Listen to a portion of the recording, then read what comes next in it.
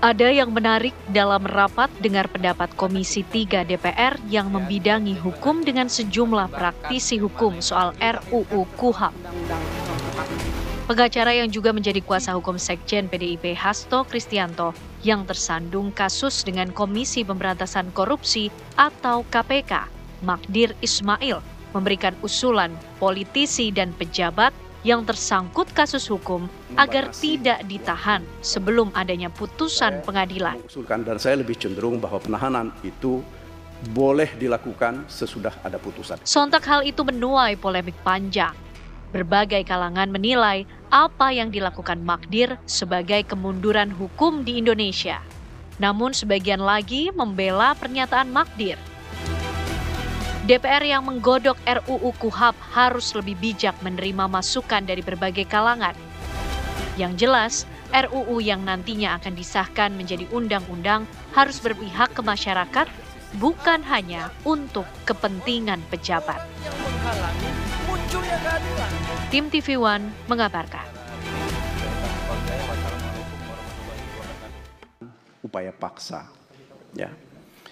Selama ini di dalam praktek kita, upaya paksa ini terutama menyangkut penahanan. Itu hampir tidak pernah digunakan alasan objektif. Semuanya selalu disandarkan kepada alasan subjektif pada penyidik. Saya kira ini mungkin sesuatu yang harus kita lihat betul secara baik ke depan. Karena bagaimanapun juga ketika seseorang sudah dilakukan, terhadap seorang sudah dilakukan upaya paksa, maka ya sebenarnya dia sudah seolah-olah seperti bersalah. Ya. Ini upaya paksa yang saya maksud adalah soal penahanan. Nah, itu sekarang ini sangat jarang orang ditahan di pra persidangan. Ya. Orang itu akan ditahan sesudah dia menjalani hukuman, ketika sudah divonis. Nah, barangkali ini menjadi salah satu catatan yang perlu kita pikirkan, sehingga tidak seperti terjadi sekarang di mana LP kita, bahkan rumah tahanan negara kita, itu penuh sesak. Bahkan ada beberapa orang teman mengatakan bahwa itu orang disusun seperti sardin. Nah, ini menurut hemat saya, ini adalah satu bentuk pelanggaran hak asasi kalau ini dibiarkan. Jadi oleh karena itu, saatnya kita berpikir untuk membatasi waktu penahanan ini. Saya mengusulkan dan saya lebih cenderung bahwa penahanan itu boleh dilakukan sesudah ada putusan, kecuali ya, ada kekecualian misalnya terhadap orang-orang yang tidak terang alamatnya, tidak jelas pekerjaannya. Kalau orang-orang yang jelas, tokoh politik, rumahnya jelas, gampang melihatnya, mestinya tidak perlu kita lakukan penahanan. Apalagi belum ada bukti yang sangat substansial bahwa orang ini sudah melakukan kejahatan. Ya, kembali di Apa Kabar Indonesia Pagi. Tadi kita dengar bersama pernyataan dari Magdir Ismail dalam RDP dengan Komisi 3 DPR RI bahwa tidak perlu ditahan sebelum jatuhnya vonis pengadilan. Nah, bagaimana hal ini akhirnya menuai pro dan kontra. Menarik. Dan kita sudah mengundang langsung nih orangnya hadir ke studio. Sudah hadir Pak Magdir Ismail, Ketua Umum DPP Ikatan Advokat Indonesia. Selamat pagi, Pak Magdir. Terima kasih sudah diundang, terima kasih atas kehormatan ini. Sekarang menjadi sorotan ya Pak ya, gara-gara kemarin. Kemudian ada juga Pak Saud Sitomorang, Wakil Ketua KPK periode 2015-2019. Selamat pagi Pak Saud. Selamat pagi Bung Magdir. Ya, kemudian tidak hanya berdua, ada juga Pak Rudianto Lalo, anggota Komisi 3 DPR RI yang sudah tersambung via Zoom. Selamat pagi Pak Rudianto. Selamat pagi Mbak. Pagi Pak Magdir, Pak Saud.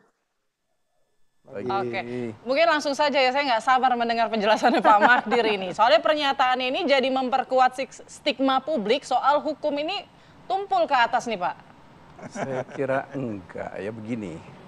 Ini yang jadi persoalan pokok kita sekarang ini. Penahanan itu seolah-olah jadi kewajibannya penyidik. Ya. Padahal itu adalah kewenangan. Kewenangan itu ada batasannya. Ya, ada syaratnya untuk melakukan kewenangan itu. Misalnya karena orang mau kalau di dalam KUHP, kalau saya tidak keliru dikatakan diduga keras akan melarikan diri. Tapi kan mengulangi perbuatan, menghilangkan barang bukti. Kalau misalnya barang bukti itu semua sudah disita, orang itu nggak punya jabatan lagi, atau pekerjaan, atau apa yang dia lakukan tidak mungkin dilakukan lagi. baik. Apakah orang itu akan memenuhi syarat? Atau Apa jaminannya, Pak? Siapa yang bisa menjamin bahwa tidak akan kabur? Begini, kita ini mesti percaya, ini manusia kok. Ya, kalian jangan lupa Karena begini. kan sebelum-sebelumnya banyak yang buron.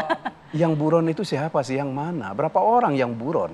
Dari yang buron dengan yang tidak buron itu berapa banyak? Tapi ada. Ada yang buron. Buron itu karena disuruh buron. Ada, ya kan? Ini agak nyerempet-nyerempet nih kayak Pak. Nah, jadi saya pikir begini. Saya sampaikan kepada Pak Saud di luar tadi. Kita ini masih menjalankan proses hukum acara abad 16-17-an. Ya. Semua orang itu harus masuk penjara. Semua orang itu harus ditahan. Kan tidak hanya kabur, dikhawatirkan menghilangkan barang bukti, kalau ada dokumen dan lain sebagainya. Kalau barang buktinya sudah disita semua, mau apa lagi? Kan masih ada penyelidikan lebih lanjut misalnya, atau penyidikan lebih lanjut. Ada barang bukti yang dikejar lainnya. Ini yang jadi problem kita ya. Kita ini cukup sering di dalam praktek kita. Ini menurut hemat saya satu praktek yang salah. Kita suka mencicil perkara. Ya, di perkara satu ini orang itu disidik, kemudian dibawa ke pengadilan, dihukum. Padahal ada perkaranya yang sudah diketahui oleh penyidik terkait dengan perkara itu.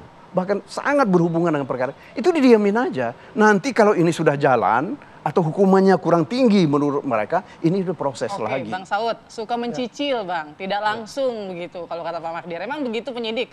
Iya, itu yang saya bilang selalu aja ada pembenaran yang disebutnya strategi bubur panas, dari pinggir-pinggirnya dulu, dari ke tengah. Tapi sebenarnya buburnya nggak dimakan-makan, bubur tuh basi malah gitu kan. Itu sering kejadian kayak gitu. Ya, jadi tapi kalau kita kembali ke soal tadi penahanan, kita paham ya. Itu yang namanya Donald Trump itu sebenarnya udah TSK. Iya. Kalau di Amerika Anda udah TSK itu dikasih gelas, kamu dipoto, dikasih nomor. Itu Donald Trump tuh udah punya nomor dan punya foto. Dipoto tuh. Tapi sampai sekarang belum ditahan-tahan tuh. Itulah yang namanya ada pertimbangan. Pusing juga kalau dia di dalam penjara, FBI berapa orang jagain dia gitu. Jadi, Tapi resikonya apa kalau tidak ditahan, Pak? ya itu tadi kembali lagi kan KUHP kita udah menjelaskan dari awal bahwa kalau diyakini penyidik, ini subjektivitas ini yang bikin kacau sebenarnya.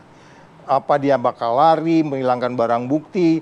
Orang ini udah mau kalau udah mau dilimpahkan, buktinya segera dilimpahkan. Nggak mungkin juga penyidik melimpahkan kalau barang bukti masih kurang gitu. Jadi tidak mungkin melarikan diri nih. Oh ya, itu praktisnya begitu. Apalagi kalau kita bicara seorang pimpinan partai besar yang dibela-bela oleh ibunya, nggak mungkin juga, pasti marah. Toh hadapin, kan ibunya udah bilang gitu kan. Jadi nyerempet-nyerempet Hadapin juga. toh, katanya bila perlu gue datangin juga. Tapi maksud saya gini loh, kalau kita mau kembali ke yang disebutnya, ini kan kita diskurs, ini kan teori, ini kan naskah akademiknya tinggi gitu ya. Kalau kita bicara grand teorinya, middle range teorinya, dan substantif teorinya, ini kan sebenarnya ada beberapa yang menyangkut substantif, belum masuk ke yang grand teorinya. Kalau grand teorinya kan hukum itu harus adil, hukum itu harus bermanfaat, hukum itu harus menimbulkan kepastian. Nah, kemudian kalau di paling bawah substantifnya itu ya, kalau penjara penuh kan alasannya katanya gitu, enggak juga, itu managerial implication. Ya kalau gitu nggak usah masuk penjara. Iya, penjaranya aja dibanyakin, gitu kan. uang kita banyak kok gitu. Dan kalau perlu, kalau misalnya ngeluh nih penjaranya penuh, mereka hak asasi manusianya itu managerial bagaimana? Ya nggak usah masuk penjara kalau kayak gitu ya kan? Itu disebutnya managerial implication, bisa ditata, bisa dibenar. Tapi yang paling penting, saya setuju dengan Magdir tadi sebenarnya, bahwa sebenarnya hak-hak seseorang itu di mana dunia pun tuh ada. Kita udah ngambil contoh tadi Donald Trump. Donald Trump tuh udah dipoto, dikasih nomor dia. Itu harusnya udah masuk penjara, gelas tuh kamu pegang-pegang gitu. Tapi kan di Amerika apakah KUHP-nya sama gitu, sama Indonesia kan beda juga. Jadi kita mau Commonwealth dengan yang lain tuh sama aja, sebenarnya hukum itu adil. Saya gitu. mungkin ke Pak Rudianto. Pak Rudianto, ini ada sorotan lainnya juga yang menarik ya. Karena rekomendasi dari Pak Magdir ini 2 kali diminta untuk diserahkan begitu ya. Ada apa ini? Apakah memang rekomendasinya cukup spesial dan kira-kira Komisi 3 ini bakal seperti apa nanti responnya? Ya, saat ini kan DPR sudah bersepakat bahwa RUU KUHP kita ini menjadi inisiator DPR untuk dibahas segera. Karena sudah 44 tahun KUHP kita dari tahun 81 ya. apa yang disampaikan Pak Magdir ini sebagai advokat senior, lawyer senior, ya saya kira ini wacana masukan bagi kami nanti di DPR untuk kemudian nanti merumuskan norma yang tepat sekaitan dengan penahanan ini. Memang KUHP ini kan sebenarnya kalau saya analogikan dia relnya Pak terhadap hukum material kita. Karena itu sebenarnya mekanisme kontrol supaya penegak hukum kita tidak semena-mena terhadap kewenangan yang diberikan oleh negara. Karena itu mesti ada kontrol. Jadi kira masukan Pak Magdir ini menarik memang karena di banyak kasus seseorang sudah menjalani hukuman di tingkat pertama, tingkat banding, kasasi, pada saat PK malah dibebas tidak terbukti tuduhan-tuduhan itu. Nah sekarang siapa yang mau bertanggung jawab terhadap seseorang yang sudah menjalani hukuman lalu kemudian di tingkat akhir dinyatakan bebas misalkan. Ini banyak kasus juga seperti itu. Karena itu ketika Pak Magdir melontarkan pernyataan bahwa sebaiknya nanti ada putusan ingkrah atau putusan tingkat pertama baru orang itu dimasukkan dalam penjara, itu juga menarik. Tetapi seperti yang saya katakan, proses penahanan itu kan menjadi kewenangan subjektif penyidik. Karena itu tadi yang disebutkan tadi, jangan sampai mengulangi tindak pidana, menghilangkan barang bukti, melarikan diri. Nah sekarang pertanyaannya bagaimana kalau sudah dipenuhi semua, tidak mungkin dia melarikan diri, tidak mungkin dia mengulangi tindak pidananya, tidak mungkin dia akan menghilangkan barang bukti. Kenapa mesti ditahan? Itu jadi pertanyaan. Makanya saya katakan wacana Pak Magdir ini menjadi bahan masukan bagi kami di Komisi 3 untuk kemudian nanti merumuskan norma seperti apa yang tepat terkait dengan penahanan ini. Kira-kira begitu. Oke, ya tapi kan ini jadi bias ya, karena publik jadinya punya persepsi ini kayaknya hanya khusus untuk tanda kutip si kaya, pejabat begitu ya, yang bisa mendapatkan keistimewaan inilah begitu rekomendasi. Nanti kita bahas ya usai jeda berikut, tetap bersama kami di Apa Kabar Indonesia Pagi.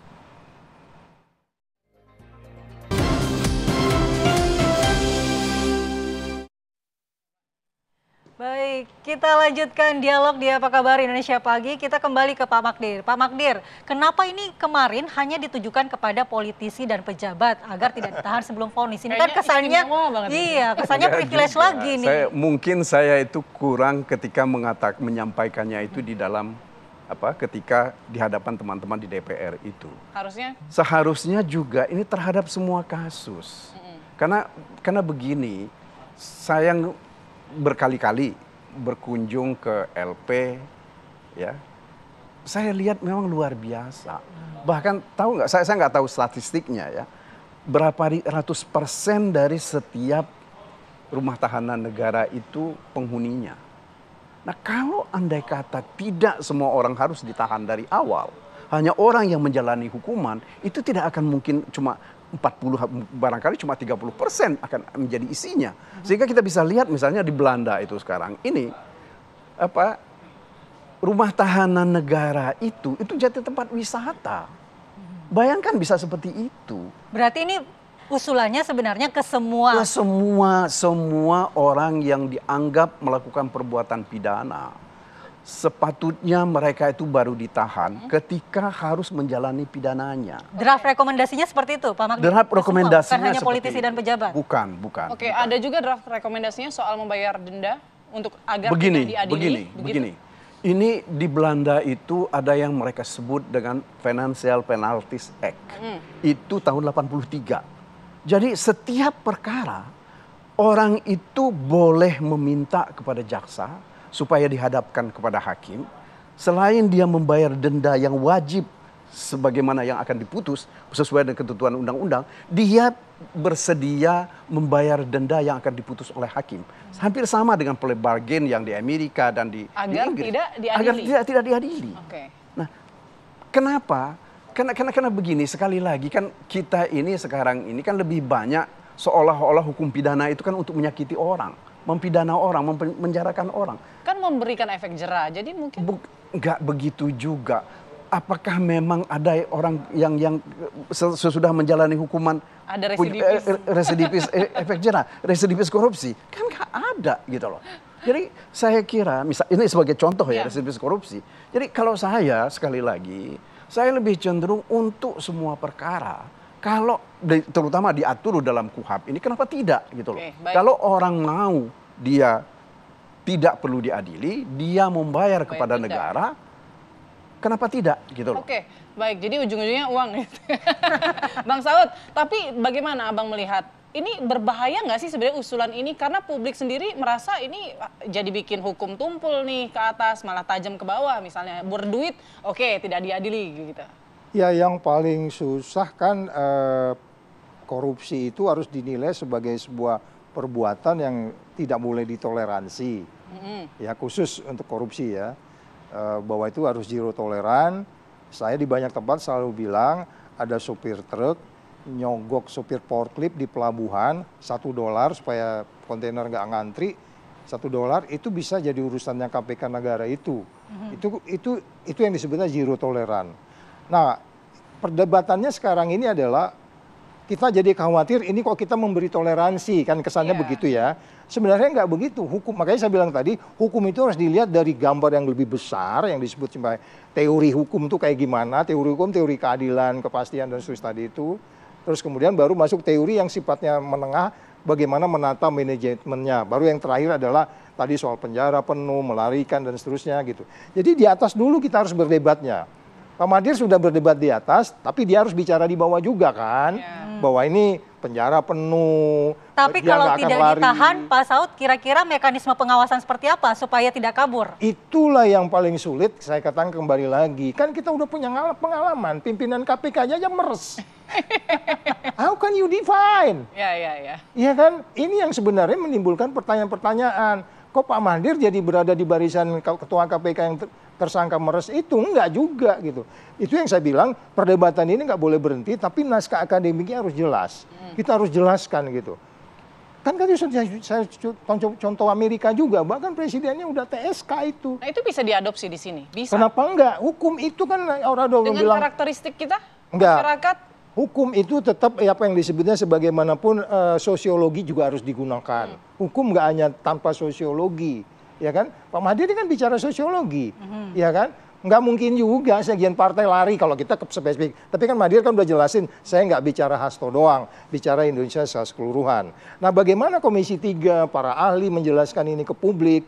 Dan sebenarnya KUHP kita sudah mengatur boleh jaminan uang. Kalau Ibu Mega bawa uang nih, gue simpen nih KPK, Hasto mau keluar nih, gue mau tanda tangan surat nih, boleh.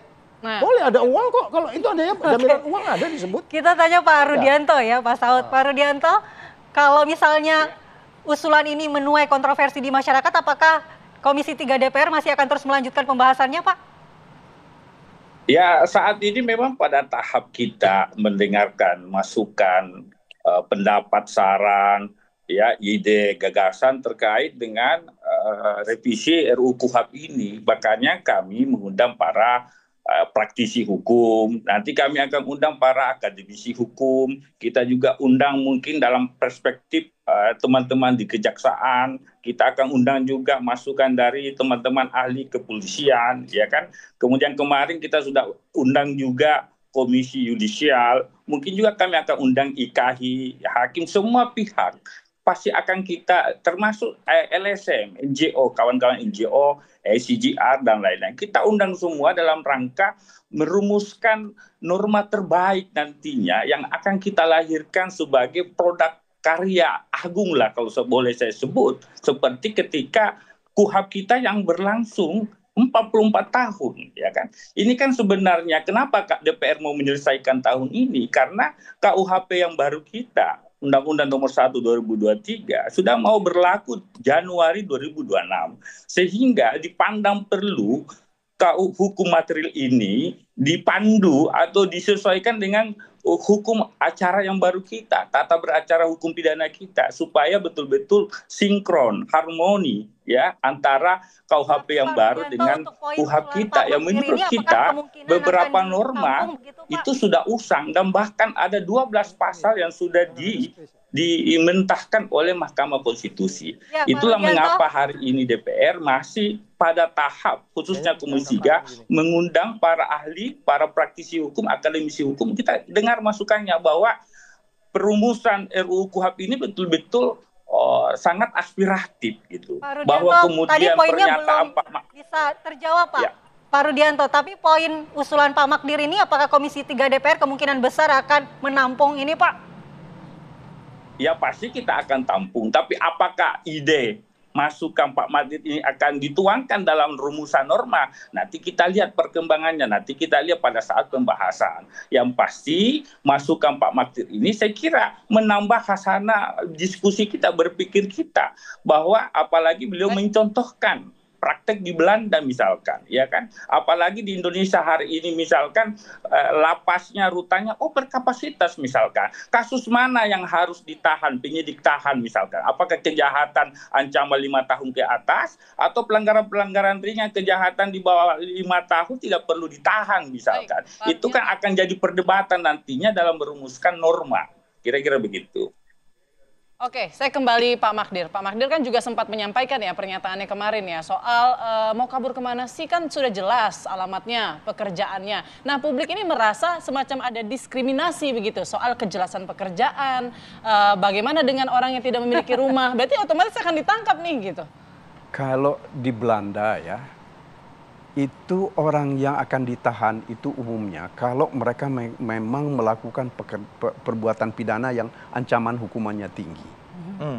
Itu satu. Kemudian yang kedua, itu orang tidak diketahui secara jelas alamatnya. Atau dia orang asing. Nah, ini yang bisa menjadi syarat. Saya kira kalau kita ya, makanya saya selalu bilang begini, orang mau melarikan diri itu, pertama dia harus punya uang. Ya. Sebab orang tidak mungkin melarikan diri itu cuma 3 hari. Ya. Itu cuma kabur namanya. Kabur sebentar habis itu balik lagi. Kalau orang melarikan diri untuk menghindari perkara, pasti dia sudah menyiapkan uang yang cukup banyak untuk pergi mungkin bertahun, bahkan mungkin ke luar negeri. Atau mungkin ada sponsornya bisa jadi. Bisa jadi. Tetapi bagaimana mungkin orang bisa ke luar negeri misalnya, kalau punya paspor aja tidak. Nah, hal-hal seperti ini, ya, itu yang kita mesti lihat, gitu loh. Jadi kita ini sekarang ini, makanya seperti saya sampaikan tadi, itu lebih banyak tergantung dengan subjektivitas penyidik. Kalau penyidik merasa bahwa orang ini mungkin akan melarikan diri, kan itunya kan mestinya diuji. Apa alat uji kita? Kan kita nggak bisa uji itu. Contohnya? Yang paling banyak sekali, banyak kasus. Di KPK itu cukup banyak kasus yang baru-baru ini orang itu ditahan. Yang menurut hemat saya itu tidak mungkin mereka melarikan diri. Ya. Salah satu di antaranya yang baru-baru ditahan itu bukan cuma Mas Hasto. Ya. Ada, kalau saya tidak keliru, saya baca beritanya, mantan Dirut ASDP, Ibu Ira. Ya. Oh, ya. Beliau itu punya potensi mau melarikan diri apa enggak? Ya kan? Malah justru orang seperti beliau ini datang karena diajak pulang untuk membenahi BUMN di Indonesia ini. Ya. Beliau masuk ke situ. Nah, sekarang dipenjarakan karena ada kebijakan. Kebijakan ini belum pernah diuji. Apakah itu memang merugikan keuangan negara atau tidak? Ya itu balik lagi ya, karena memang nggak ada yang bisa menjamin juga Pak. Apakah dia mungkin juga banyak jadi yang begini, mengaitkan terkait, karena Pak Magdir tadi mengatakan bahwa bukan hanya Pak Hasto, tapi banyak yang mengaitkan karena Pak Magdir membela Pak Hasto jadinya muncul usulan ini. Enggak juga. Ini yang begini. Yang kita mesti lihat bahwa orang itu juga punya nurani ya. Punya itikat baik. Ya. Jangan semua orang yang dianggap melakukan perbuatan pidana itu adalah orang jahat dan penjahat. Pak Magdir, cocokologi ya, berarti cocokologi netizen nih. Karena Pak Magdir kan bukan pertama kali RDP, tapi usulan ini baru keluar di saat ini, di momen di mana klien Anda juga terlibat tahan dengan saya bicara tentang ini dalam banyak kesempatan. Hanya saja mungkin yang baru dikutip banyak orang baru kemarin gitu loh ya. Karena kebetulan sedang menangani perkaranya Mas Hasto. Jadi kebetulan atau memang kalau saya sih kebetulan melihatnya begitu. Karena saya bicara tentang ini, saya nulis tentang apa supaya orang tidak ditahan ini mungkin udah 10 tahun, 15 tahunan yang lalu. lalu. Kenapa nggak dari dulu diusulkan? Kenapa baru sekarang momentumnya itu yang timingnya yang kurang cocok? Mungkin Pak Saud mau memberi tanggapan. Ya jadi gini, memang agak belakangan ini kan kita sudah melihat hukum di Indonesia ini di-customize. Ya nggak? Diukur-ukur gitu ya. Sedikit-sedikit Itu diubah. di-customize. Sedikit-sedikit diubah. Nah, hati-hati dengan istilah customize itu. Saya sedang mengklasifikasi loh mana yang di-customize. Kalau yang Danantara itu customize. Saya nggak ragu bilang itu customize. Iya dong. Walaupun kita masih berdebat soal pasal 2, pasal 3 ya. Tapi kalau yang untuk ini pembahasan kita pagi ini? Mungkin beliau mungkin customize. Tapi customize itu kalau customize itu general, ya kan, nggak kancingnya jadi di belakang gitu baju itu kan. Jadi masih umum sih saya bilang, karena itu masih dalam tahap. Dan itu dibenarkan oleh KUHAP yang ada sebenarnya, bahwa nggak menahan orang, boleh kalau punya uang bahkan putri bisa menahan orang di luar gitu ya. Itu masih dalam tahap itu. Cuman ini kan pingin lebih detail. Memang kalau kita bicara pemberantasan korupsi memang harus detail. Jadi nggak ada lagi cerita nanti setiap pasal itu, ini orang hukum paling sebel tuh kalau ada penjelasan pasal sekian sudah jelas. Nah ini nggak boleh nanti, untuk khusus pasal ini harus dijelaskan, harus detail, dibuat detail-detailnya. Karena devil is in detail, korupsi terlebih, itu nggak boleh Anda tidak membuat itu detail-detail. Jadi pasal ini pun kalau mau dibuat, harus dijelaskan. Baik. Sehingga kemudian kita bisa memastikan, itu yang tadi, hukum menjadi pasti, adil, dan bermanfaat. Baik, kita kembali ke Pak Rudianto. Terakhir mungkin Pak Rudianto, bagaimana rumusan yang tepat agar nanti usulan ini tidak menjadi tumpul ke atas dan tajam ke bawah, Pak?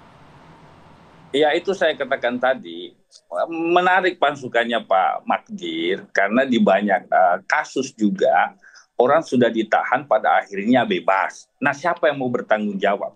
Kalau seperti itu, negara tidak mungkin warga negara mau menggugat negara. Karena polisi jaksa ini kan ibaratnya pedang keadilan dari kekuasaan cabang eksekutif. Apabila warga negara melanggar hukum pidana, kan seperti itu. Tetapi di satu sisi, negara harus diberi kewenangan subjektif juga agar apa? Ada mengatur ini masyarakat supaya ada efek jerah dan sebagainya. Penting juga kewenangan subjektif diberikan kepada polisi agar jalannya proses penyidikan ini bisa berlangsung tanpa gangguan. Karena kadang-kadang kalau tidak ditahan, kadang-kadang juga kan seseorang bisa menghindar, dipanggil satu tidak datang, panggil 2 kali tidak datang. Akhirnya kan penyidik lebih baik kita tahan daripada menghalang-halangi proses penyidikan. Kan banyak juga seperti itu. Makanya nanti kita cari formulasi yang tepat supaya bisa mengakomodir keduanya. Supaya penyidik juga tidak sewenang-wenang nantinya diberi kekuasaan yang besar oleh negara lewat undang-undang KUHP ini. Kan seperti itu. Begitupun juga penyidik jangan juga dibatasi. Jadi kita publik berharap ya Pak, agar RUU KUHP yang nantinya akan disahkan ini tidak mengistimewakan kalangan tertentu dan tidak tumpul ke atas ya Pak. Kita tunggu nanti bagaimana hasil dari asas hukum kita equality before the law. Semua sama di hadapan hukum. Pasti tidak boleh kita membuat norma yang menjentungkan atau mendiskriminasi. Terima kasih sudah bergabung di Apa Kabar Indonesia Pagi. Terima kasih juga untuk Pak Magdir. Terima kasih Pak Magdir, Pak Saud sudah hadir di Aki Pagi pada hari ini. Terima kasih, sehat selalu semuanya.